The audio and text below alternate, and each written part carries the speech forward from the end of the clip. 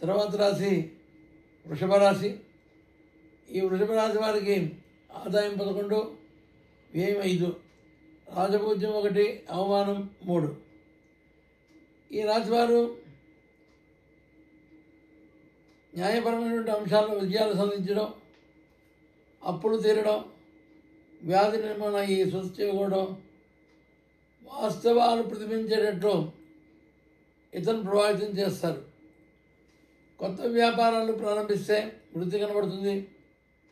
ఈ రాశివారు ధార్మిక కార్యక్రమాలకు అంతో ఎంతో సహాయపడతారు. కుటుంబ సభ్యులతో సత్సంబంధాలు కలిగి ఉంటారు. ఒక ఉద్యోగం ఉందని వేరే ఉద్యోగం చూసుకోవడం, అయినప్పటికీ ఆత్మవిశ్వాసంతో ఉంటారు. ఎటువంటి పని కూడా సత్తులో చుట్టుకే వేస్తే చేసేస్తారు. వీరి యొక్క తల్లిదండ్రుల ఆరోగ్య సమస్యలు కూడా ఉంటాయి. అదేవిధంగా వీరికి అదృష్ట సంఖ్య 6.